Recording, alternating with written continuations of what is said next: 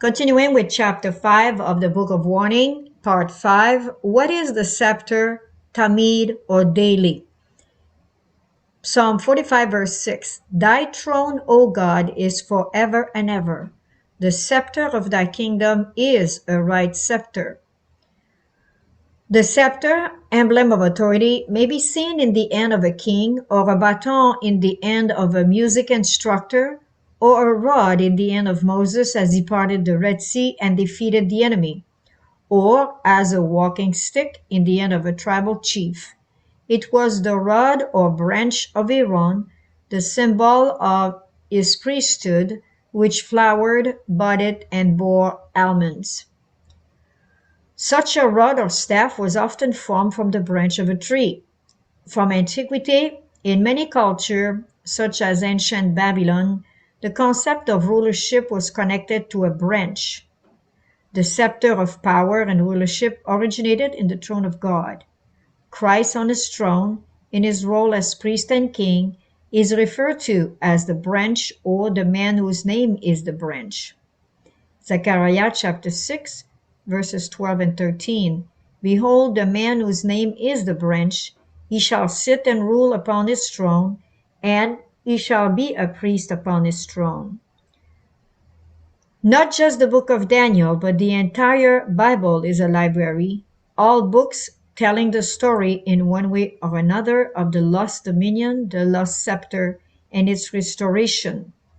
The great controversy ends at the coming of Jesus, when God's saints shall be priests of God and of Christ, and shall reign with him 1,000 years. Revelation chapter 20, verse 6.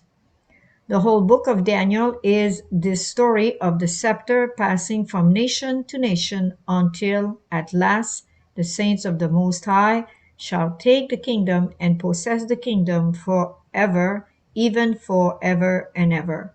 Daniel chapter 7, verse 18. Daniel chapter 11 is a reiteration of the rise and fall of kings from the days of Daniel until the end of time. In this chapter, each time the scepter of power is transferred from one king to the next, it says that the new king shall stand up. That is, he takes the scepter of power in hand. 12 times in chapter 11, this phrase is used beginning in verse 3. And a mighty king shall stand up, that shall rule with great dominion, and do according to his will. According to Strong Exhausting Concordance, the phrase stand up comes from the Hebrew word amad, number 5975 in Hebrew, and is derived from an unused Hebrew root pronounced mead, and as in tamid, or pronounced ta-mead. Tamid, the daily of Daniel 12, is simply a continuation of the reiteration of the rise and fall of kings in chapter 11. The scepter of power is transferred from king to king in chapter 11, and finally is daily taken away from the kings of the earth in chapter 12 and placed in the hands to set up or establish the abomination that maketh desolate, the papacy, for 1290 literal days at the end of time. The Hebrew MD as derivations Amad, Tamid, similar in sound, all of which refer to the transfer of the scepter of power, to grasp it or lose it in the course of history. And we'll refer here to the Wingram Englishman Hebrew Chaldean Concordance of the Old Testament, and this is where you get those information. In the book of Daniel, chapter 7, verses 13 and 14, we read, The Son of Man came with the clouds of heaven, and they were given him dominion and glory and a kingdom, the scepter of power, seat, and authority. To all people, nations, and languages should serve him. His dominion is an everlasting dominion which shall not pass away, and his kingdom that which shall not be destroyed. This restoration is also the theme of Revelation chapter 3 verse 21, chapter 5 verses 9 to 14, chapter 11 verses 15 to 17, chapter 19 verse 16, chapter 20 verses 3 to 6, chapter 21 verses 10 to 27, and chapter 22, verse 3. It is the basic concept of the whole Bible, and it is the missing noun of the daily in the book of Daniel. By leaving out this noun, it ensures that the wise shall understand, but kept secret until the time needed by the last generation.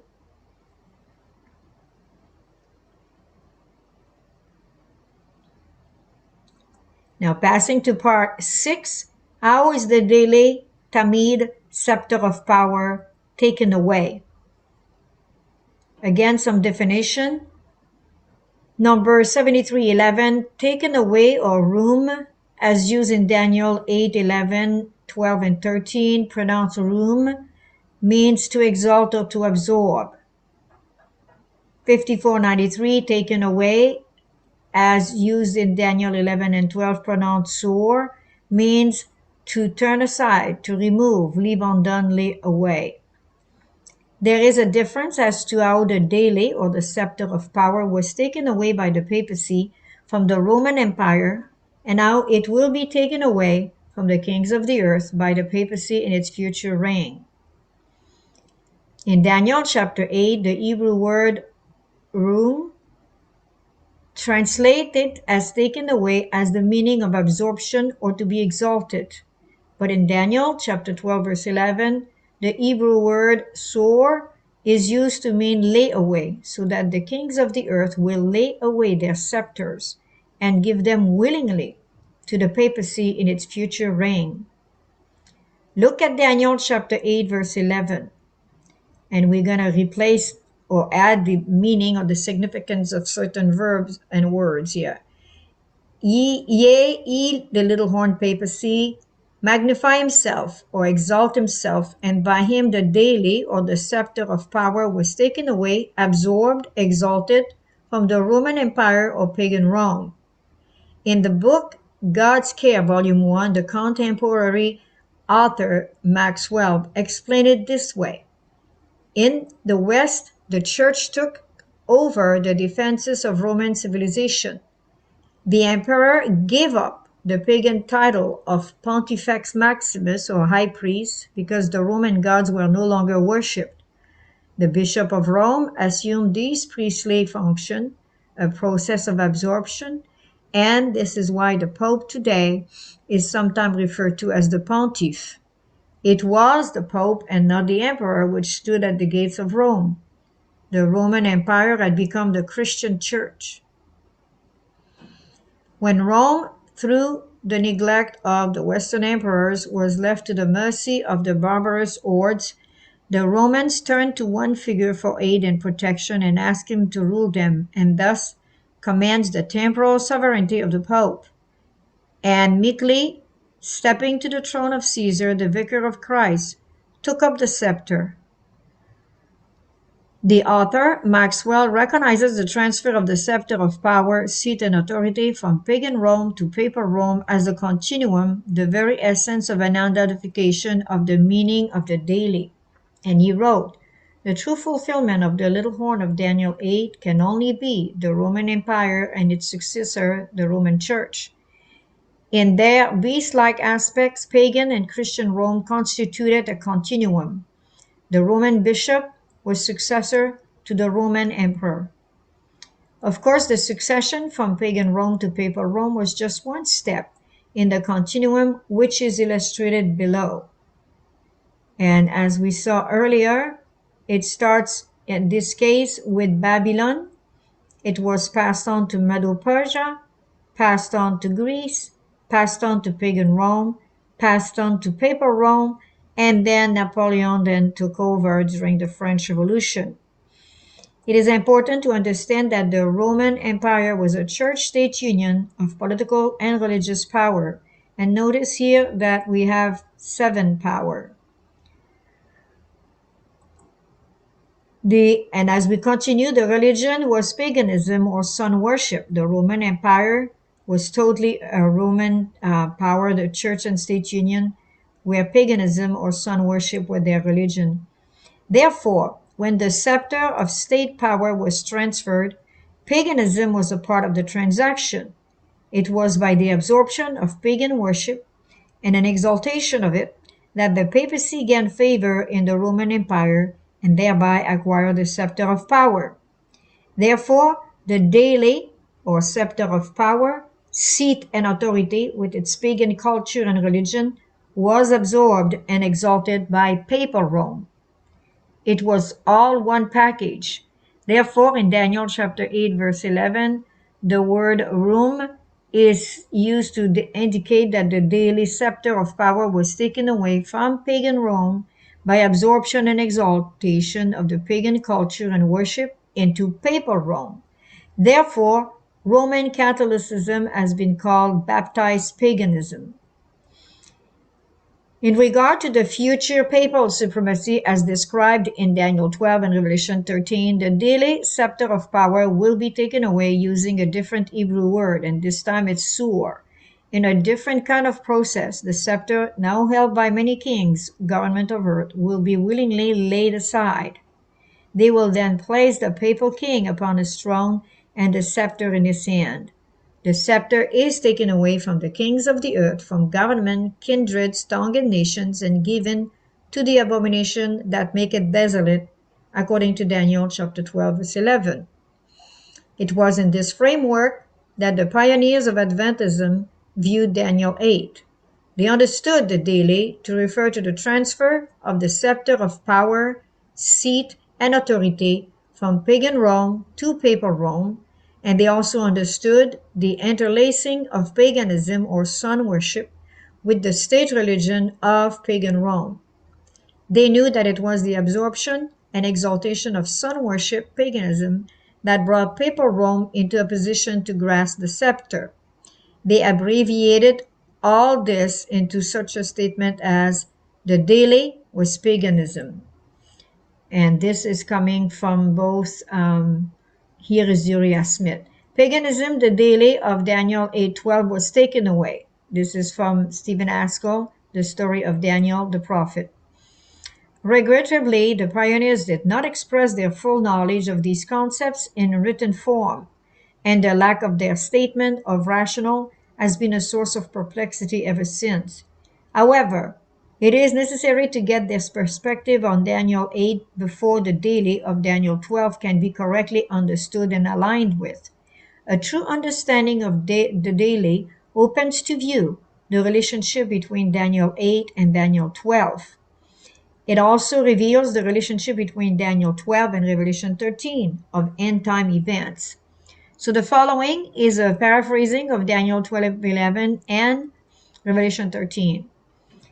And from the time that the daily or scepter of power, seat, and authority shall be taken away or laid aside by the kings of the earth, so that the papal reign number 2 can begin, or so that the abomination that maketh desolate will be set up or established, there shall be 1,290 days, after which the papacy will be destroyed. Now from Revelation 13 we read, and the dragon, Satan, gave him the papacy, the daily. You can see the parentheses do not belong to the text necessarily, but it explains it. So the dragon, Satan, gave his power and seat and authority to the papacy, the daily scepter of power, and his seat and great authority. And all the world wondered after the beast, and power, the scepter, was given him over all kindreds and tongues and nations, and it was given him to make war with the saint, to desolate them. He that killeth with the sword must be killed by the sword. So now we pass to the book of Daniel, chapter 8, verses 9 to 14, for further understanding of the word daily. Daniel chapter 8, verses 9 to 14 has been difficult for most readers to comprehend. Not until there is a good understanding of the daily as the scepter of power, seat, and authority is it possible to make sense of this passage. Not until the phrase taken away is perceived in both meanings can be then correctly applied.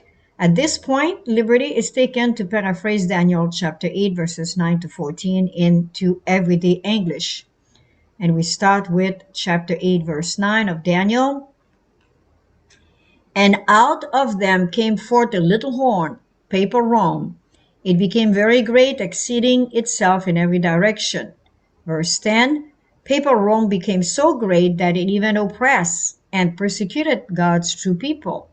It put to death a host, a million of them, millions of them, even the greatest of the Christian faith. It stamped on them in a persecution intended to utterly destroy them.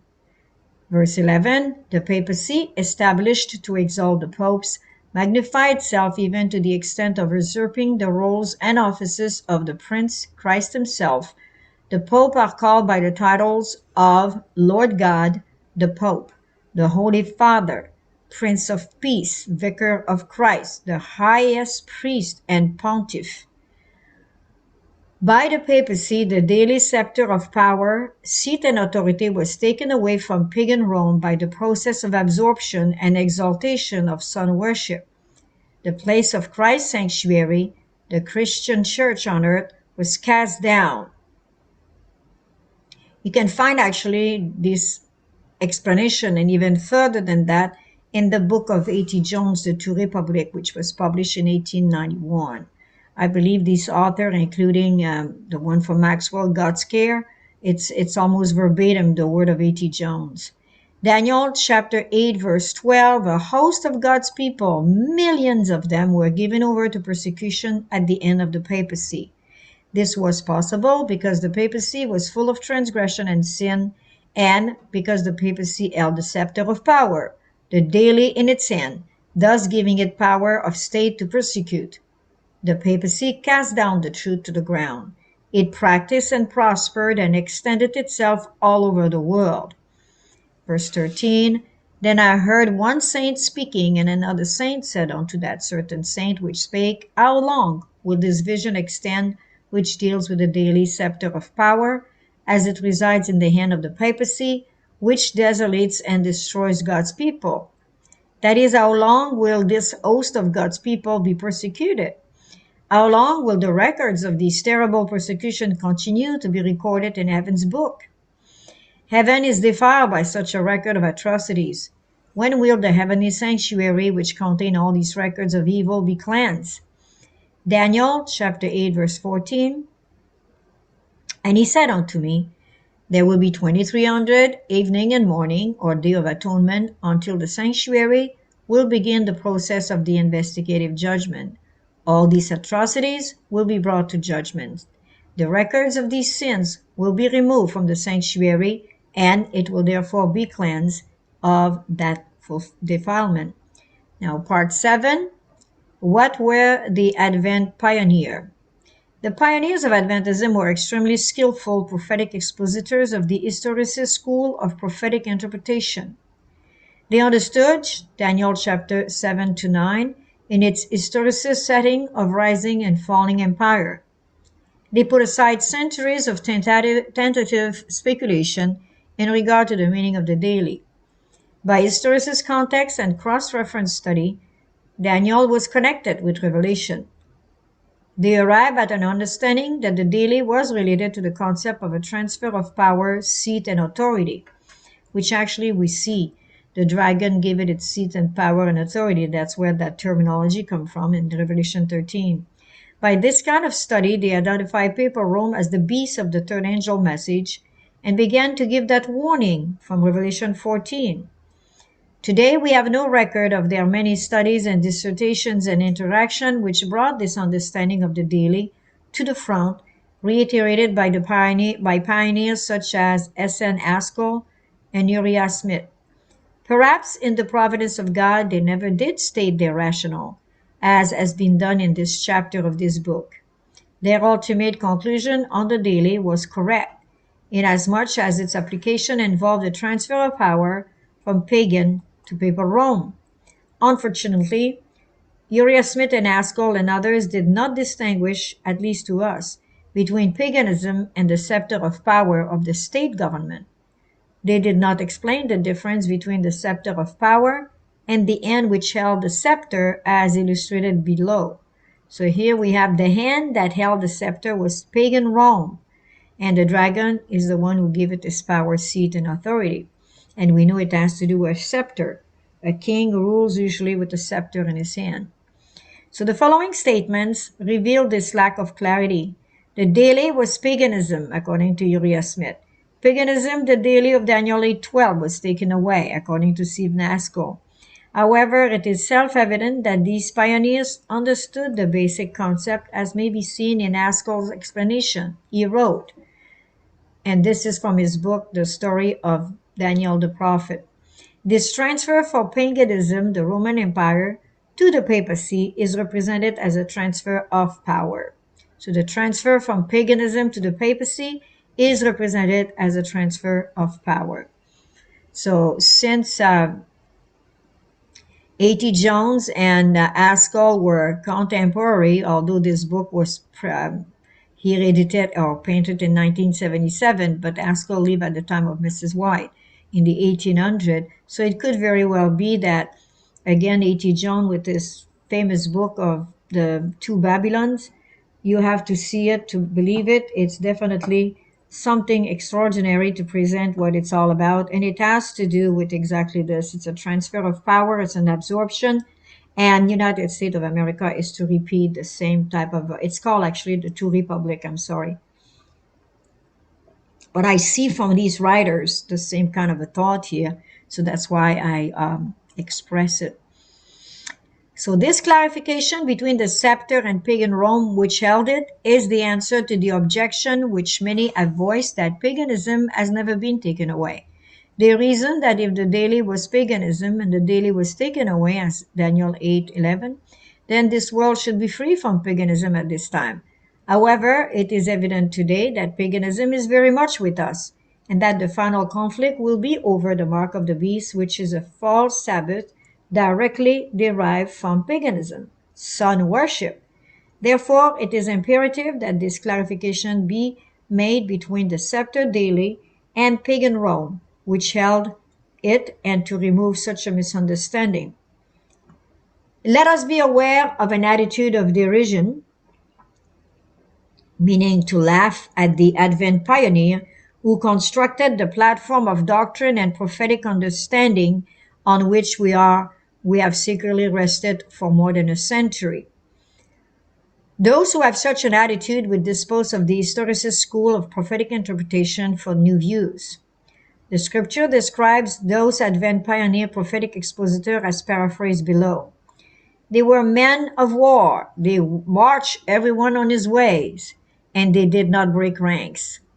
Neither did one trust another. They walked everyone in its path, and when they fell upon the sword, the word, they were not wounded. Joel 2, verses 7 to 10.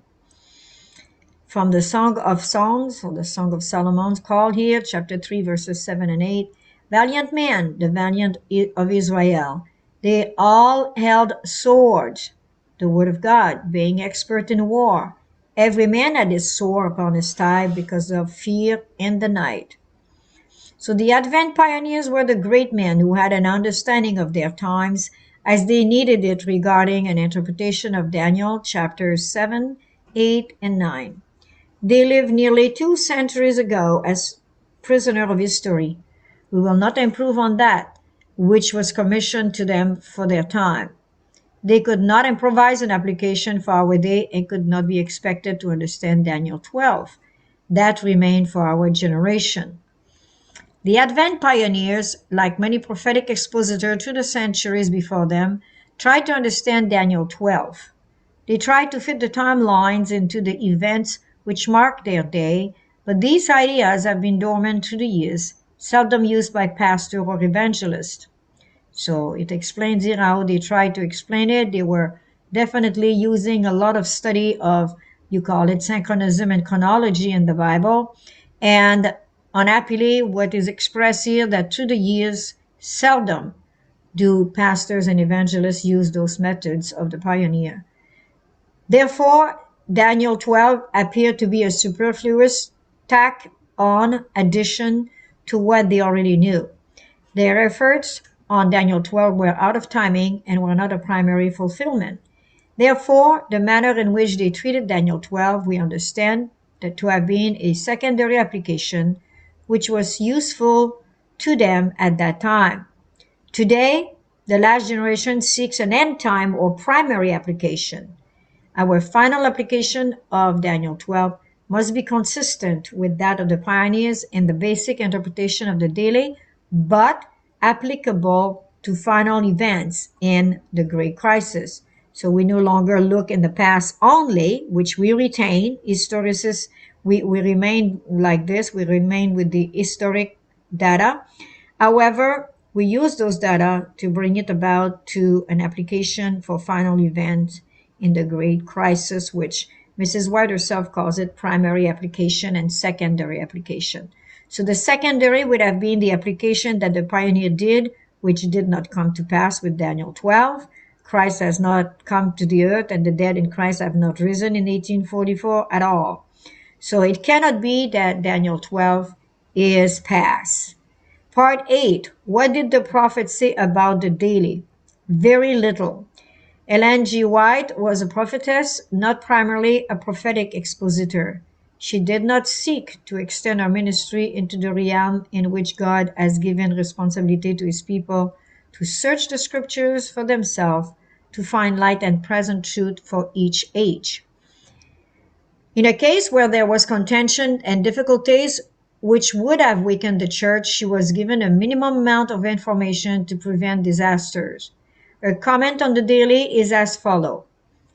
This is taken from early writing, pages 74-75.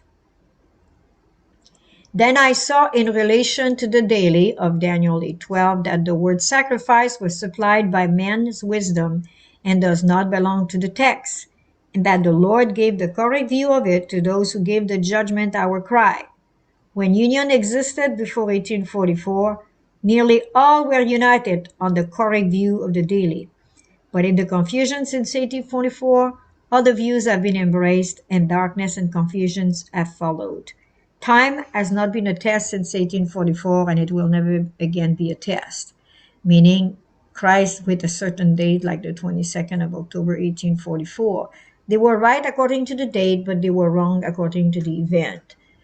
The Prophetic Faith of Our Father, Volume 4, by Eli Froom, gives the interpretation of the principal Millerite leaders, and it is readily seen that the consensus was that the daily represented Roman paganism. Here it is seen that the daily was understood to represent the transfer of power from Roman paganism, the Roman Empire, to papal Rome. And we can read in the letter here from Mrs. Ellen G. White. She wrote, "It is apparent that after 1844 other views brought in darkness and confusion which has existed until the present time. It is also important to consider the idea that the knowledge of the daily was withdrawn from God's people after 1844 so that Daniel 12 might not be understood before its due date."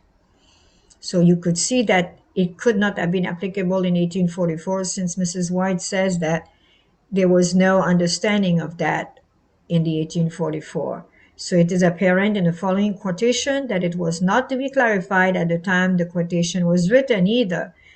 First Selected Messages, pages 164-165. "I have words to speak to my brethren east and west, north and south. I request that my writing shall not be used as the leading argument to settle questions over which there is now so much controversy. I entreat Elder H. I. J. and others of the leading brethren that they make no reference to my writing to sustain views of the daily. I cannot consent that any of my writings shall be taken as settling this matter. The true meaning of the daily is not to be made a test question. And I will ask that my ministering brethren shall not make use of my writing in their argument regarding this question, for I have had no instruction on the point under discussion, and I see no need for the controversy. Regarding this matter under present conditions, silence is eloquence. This is not a test question. Again, the element of correct timing for the understanding of the daily is emphasized in the following quotation. There are many subjects upon which we can speak, sacred, testing truths, beautiful in their simplicity. On these you may dwell with intense earnestness, but Let not the daily or any other subject that will arouse controversy among brethren be brought in at this time, for this will delay and hinder the work that the Lord would have the minds of our brethren center upon just now.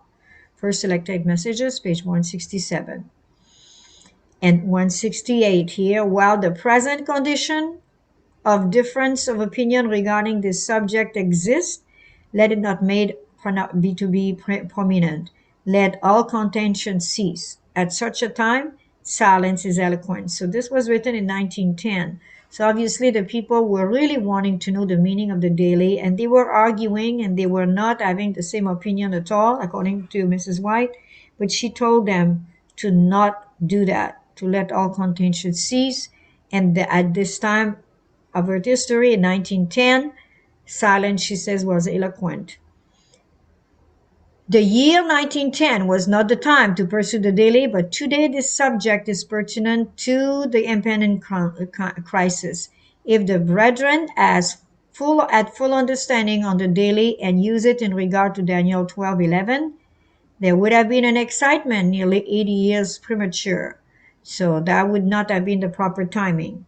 The daily has been under time lock, and the fact that it is opening up in regard to Daniel 12 is a sure sign that we are coming to the end time final crisis within the very near future. In answer to the question, what did the prophet say? Very little. What she did say as set apart from the world are those whom Daniel described as the wise who shall understand. They can know that the word sacrifice and all concepts pertaining to sacrifice, including Christ's ministry, do not belong to the text of the daily. They may also know that concepts involving sacrifices or sacrifice are of man's wisdom and lead to darkness and confusion. These tiny keys open the door to a correct exposition of Daniel 12 and give meaning to the three timelines therein.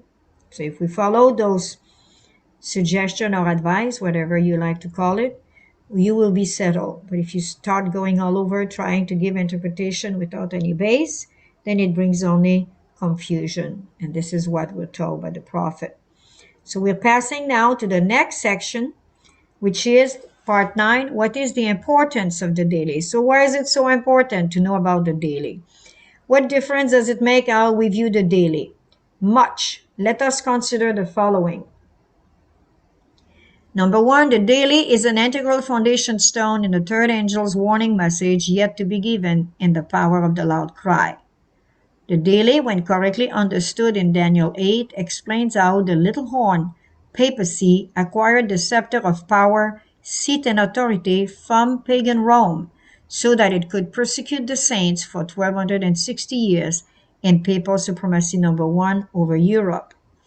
The daily, taken away from pagan Rome and given to papal Rome, or the scepter, reinforces the decretal letter by Justinian in 538 AD as the beginning of the 1260 days of years of Daniel and Revelation, because we know Daniel and Revelation are one. The daily, when understood to refer to a transfer of power, seat, and authority, as it says in Revelation 13, then this is when we can understand that it identifies papal Rome as the persecuting beast of Revelation 13 and 14, against whom the third angel warning is directed. So the daily not only calls attention to papal Rome in Daniel 8 as the beast of the third angel's message, but observing the hermeneutic rule of first mention, consistently follows into Daniel 12 to refer to the same transfer of power, seat, and authority from the kings of the earth to papal supremacy number 2 over all nations in the near future. By now, we know that the warning is that supremacy number 2. The first one lasted 1260 years. The second one is to last 1260 days. So this is very, very important to know. So here is very serious what we're studying. So therefore, a correct understanding of the daily is vital to the proclamation of the loud cry of the third angel of Revelation 14.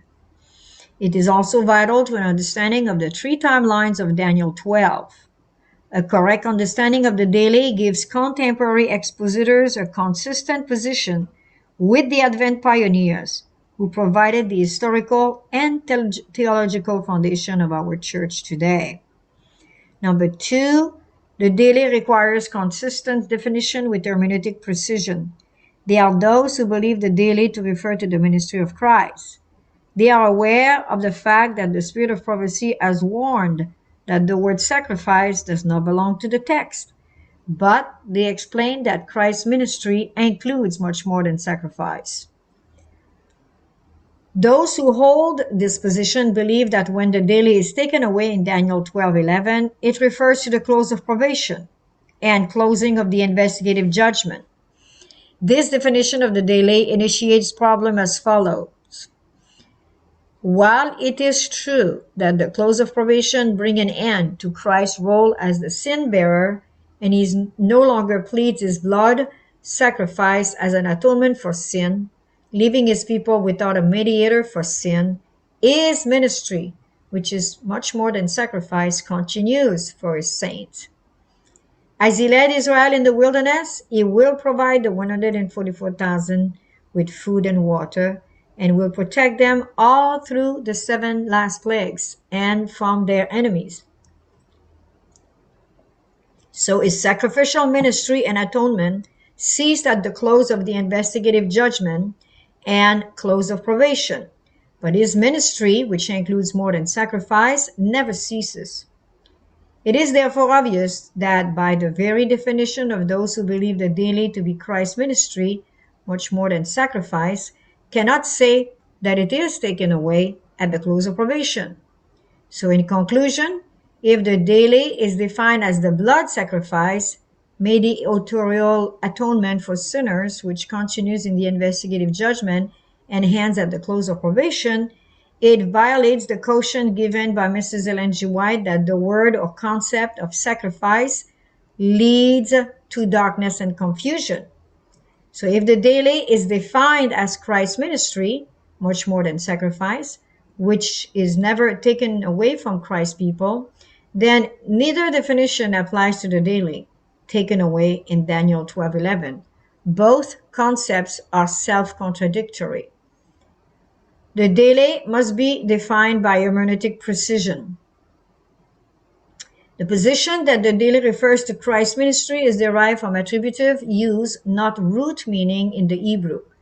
The attributive use leads the Bible student to the Levitical system of daily sacrifices and daily ritual. This diversion distracts the mind away from A, the theme of the entire book of Daniel, which is the rise and fall of nations, and Eden restored, the scepter returned to the throne of Christ's kingdom and to his saint. And B, the warning of coming persecution by the establishment of papal supremacy. 2, fulfillment of Revelation 13. So the warning here has a lot to do with the warning is the papal supremacy. 2, and what people are not expecting is the rising of persecution again, like it was for 1260 years. But this time the Lord will cut it short in righteousness because there would not be any elect left. 4, the daily viewed in the light of the nature and purpose of prophecy. So the daily will come into place here with prophecy. If prophecy is history written in advance, it deals primarily with events of history past, present, and future, which occur down here on earth. Prophetic timelines, they are to be of use to God's people, must be observable markers of events connected with the welfare of God's people. Even the 1844 beginning of the investigative judgment in heaven was attended by signs observable to man and the great disappointment which happened down here on earth. The daily taken away in Daniel chapter 12 verse 11 timeline should be an observable event down here on earth. If the daily is a transfer of the scepter of power from the kings of the earth to papal Rome to establish papal supremacy. 2, this will be an historical event which all men can see and recognize. That will also be a fulfillment plainly visible in regard to the prophecy of Revelation 13 and 14. The close of probation is quite the opposite. We are told by inspiration that we will not know the time of the close of probation. It will occur in heaven, and men on earth cannot use it as a marker of events as outlined in Daniel 12 timeline. Number 5, the daily preserved in logic and sequence. The Daniel 12 verse 11 timeline specify first the daily taken away and then the establishment of the abomination that maketh desolate, or papal supremacy number 2. There is sequence here to be observed. It is common knowledge that the papacy cannot enforce its mark or its number until it has in hand the scepter of power, seat, and authority, which would be the civil power. The daily scepter must be taken from the kings of the earth and placed in the hand of the Pope of Rome before it can desolate or persecute God's people. And there is sequence here to be observed. Just like pagan Rome gave its power to papal Rome to become a church and state government, which it was only a church before, now the king of the earth will have to put their civil power in the hand of the Pope of Rome in order for persecution of God's people to arise, which is the abomination of desolation spoken of in the book of Daniel and in Matthew 24 and in the book of Luke as well. It is the establishment of the abomination that maketh desolate, the papacy of Daniel 12:11, which brings the mark of the beast into full force. It is this issue which brings upon all men the great test or final test by which their eternal destiny is decided. Their decision determines whether they shall have the mark of the beast or the seal of God. This must occur before the close of probation.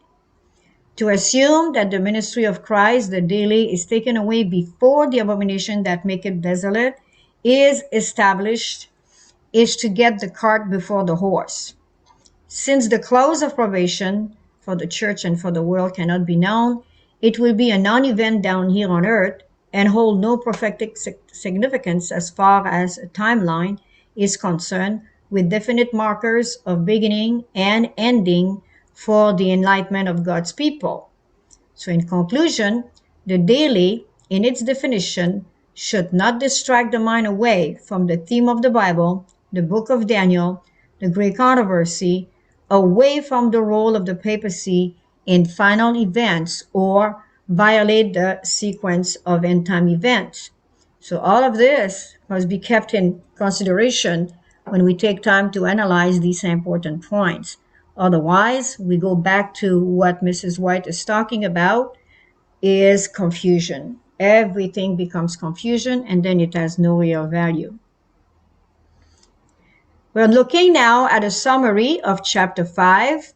What is the daily of the 1290 days of Daniel chapter 12, verse 11?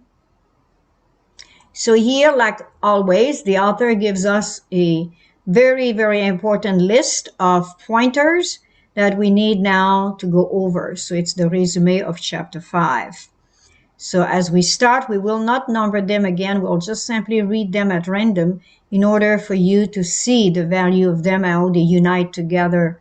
The daily is a word that was shut up and sealed until the end. The daily may be correctly understood by use of hermeneutic principles. The word sacrifice does not belong to the text of the daily. The concept of sacrifice leads to darkness and confusion. The daily or tamid linguistic should be obtained from the Hebrew root. The daily tamid root means to stretch in indefinite extension. The daily taken away relates to a succession of nations as the scepter of power, seat, and authority is taken away and given to another.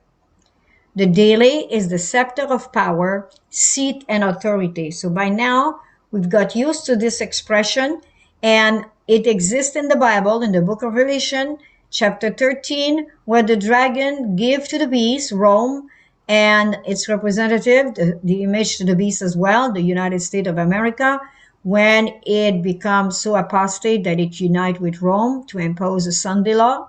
First, it will be national, and then all the nation will gather together to do a universal Sunday law. But here we have a union that brings in words we're familiar with, and we never connected them. The dragon gave it its power, seat, and authority. So what did it give? A scepter, a power to do what she has to do. The scepter of power, seat, and authority. That's the dragon who gives that to Rome.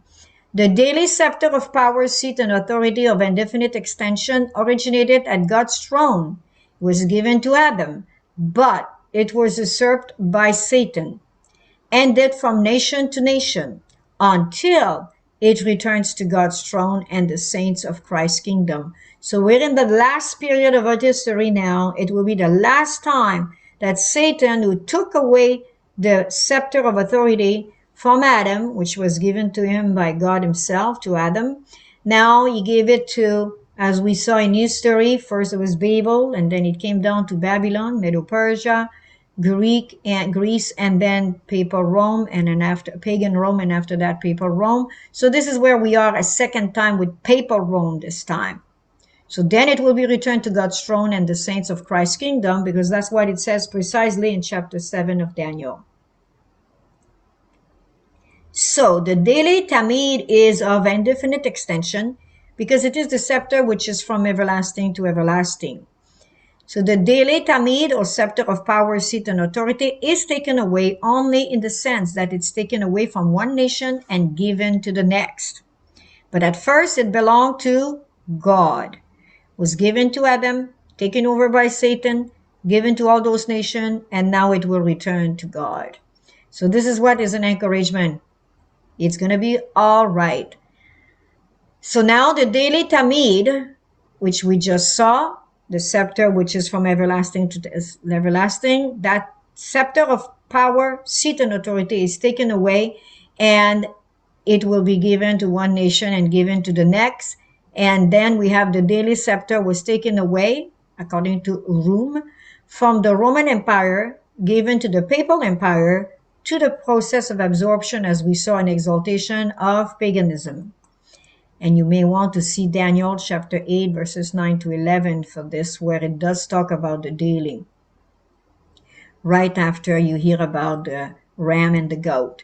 The daily scepter will be taken away now with the other power from the kings of the earth who willingly lay aside and place it in the hands of papal Rome in the future. Daniel 12:11.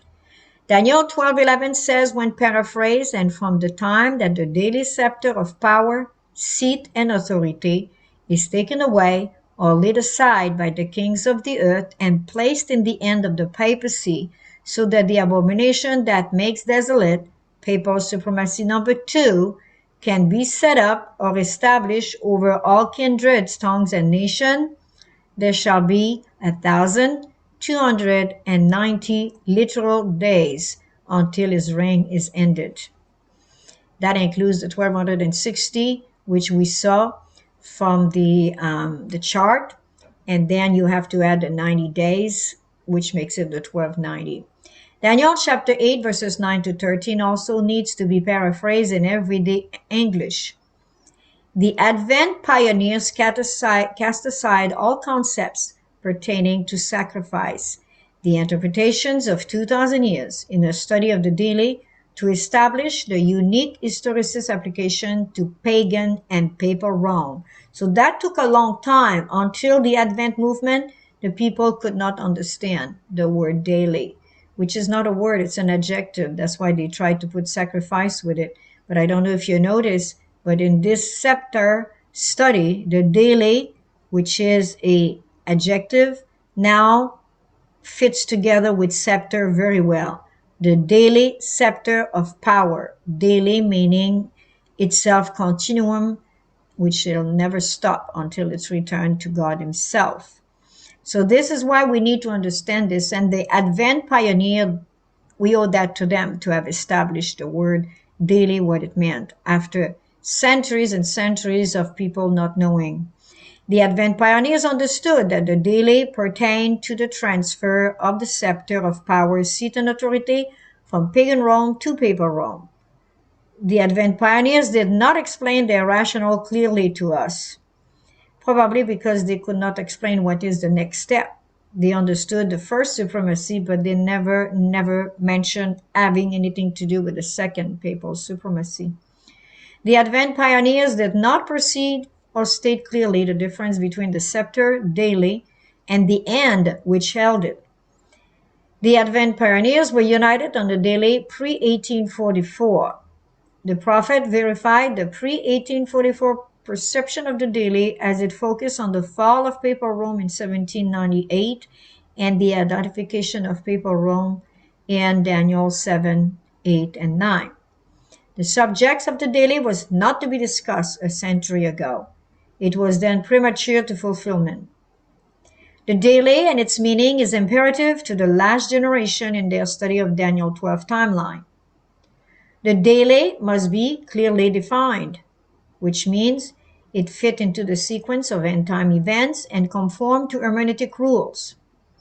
Daniel 11, a reiteration of the rise and fall of kings and transfer of the scepter of power from one to the next, is simply continued in Daniel 12:11, where that scepter is at last taken away from the kings of the earth and placed with Papal Rome. Finally, the daily scepter of power will be returned to God, to Christ and his saints, when all this battle is over between the king giving its scepter to Rome, Papal Rome, which persecute the saints, and then they go all the way to have a universal death decree to destroy them, and then the saints will hear the voice of God and they will be delivered finally at last by the coming of Christ. So here we have reached chapter 6 now, which will be done in our next study. What is the 1290-day timeline of Daniel 12:11? I guess the author chose to do an interlude in order between chapter 4 and 6 in order to present what is the daily, because now it will make more sense as we study chapter 6 with the 1290-day timelines. Everything in its own time.